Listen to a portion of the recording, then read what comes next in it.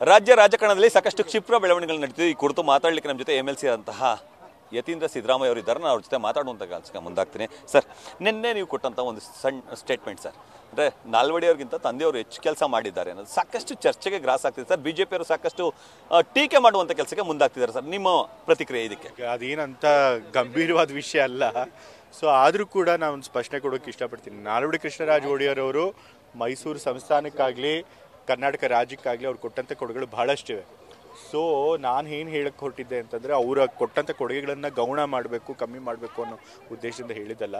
But Nalvadi Krishnaraja Wadiyar ಅವರು ಬಿಟ್ಟರೆ ನಂತರ ಸ್ವತಂತ್ರ ಬಂದ ಮೇಲೆ ನಮ್ಮ ಕರ್ನಾಟಕ ರಾಜ್ಯ ಸ್ಥಾಪನೆ ಆದಮೇಲೆ ಯಾವುದೇ ಮುಖ್ಯಮಂತ್ರಿ ಕೊಡದೇ ಇರೋಷ್ಟು ಅನುದಾನನ ತಂದೆಯವರು ಮುಖ್ಯಮಂತ್ರಿಗಳಾದ್ಮೇಲೆ ಕೊಟ್ಟಿದ್ದಾರೆ.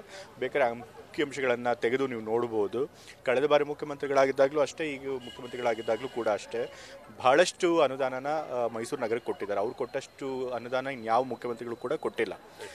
ಮತ್ತು ಮೊನ್ನೆ ಸಾಧನಾ ಸಮಾವೇಶದಲ್ಲೂ ನೀವು ಕೇಳಿದ ಪ್ರಶ್ನೆಗೆ ಏನಪ್ಪ ಅಂತಂದರೆ, ಸಾಧನಾ ಸಮಾವೇಶದಲ್ಲಿ ಏನೂ ಸಾಧನೆ ಮಾಡಿದೆ, ಯಾಕೆ ಸಮಾವೇಶ ಮಾಡಿದ್ದಾರೆ ಅಂತ ಕೆಲವರು ಟೀಕೆ ಮಾಡಿದ್ದಾರೆ ಅಂತ. ಬಟ್ ಸಾಧನಾ ಸಮಾವೇಶದಲ್ಲೇ ಇಷ್ಟು ಕೋಟಿಗಳ ಕಾಮಗಾರಿ ಅಂತ ಹೇಳಿ ಅಷ್ಟು ಕಾಮಗಾರಿ ಸುಮಾರು 2,000 ಕೋಟಿಗಳಿಗೂ ಹೆಚ್ಚು ವೆಚ್ಚದ ಕಾಮಗಾರಿಗಳಿಗೆ ಅವರು ಉದ್ಘಾಟನೆ ಮತ್ತು ಶಂಕುಸ್ಥಾಪನೆ ಮಾಡುವಂಥದ್ದು. ಸೊ ಹಾಗಾಗಿ ಆ ದೃಷ್ಟಿಯಿಂದ ಹೇಳಿದ್ದಷ್ಟೇ.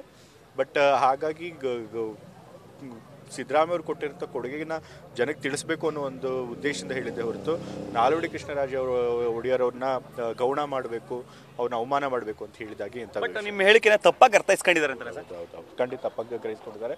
ಸೊ ಹಾಗಾಗಿ ಖಂಡಿತ ಒಡೆಯರ್ ಅವ್ರ ಬಗ್ಗೆ ನಮಗೆ ಗೌರವ ಇದೆ. ಮತ್ತು ಅವ್ರು ಕರ್ನಾಟಕ ರಾಜ್ಯಕ್ಕೆ ಅಂತ ಕೊಟ್ಟಂಥ ಕೊಡುಗೆಗಳನ್ನು ನಾವು ಯಾವತ್ತೂ ಕೂಡ ಮರೆಯೋದಕ್ಕೆ. ಬಟ್ ಎಲ್ಲರೂ ಹೇಳ್ತಾರೆ ಸರ್, ನೀವು ಕ್ಷಮೆ ಯಾಚಿಸಬೇಕು ಅನ್ನೋ ಕೂಗು ಸರಿ. ಕ್ಷಮೆ ಯಾಚನೆ ಆಗ್ತದೆ, ಯಾಕೆ ದುರುದ್ದೇಶದಿಂದ ಅಂತೂ ಮಾಡಿದಂತಲ್ಲ. ಸೊ ಹಾಗಾಗಿ ದುರುದ್ದೇಶ ಇಲ್ಲದೆ ಹೇಳಿದಂಥ ಹೇಳಿಕೆ ಆದ್ರಿಂದ ಕ್ಷಮೆ ಕೇಳೋ ಅಗತ್ಯ ಇಲ್ಲ ಅಂತ ನಾನು ಭಾವಿಸ್ತೇನೆ. Thank you sir.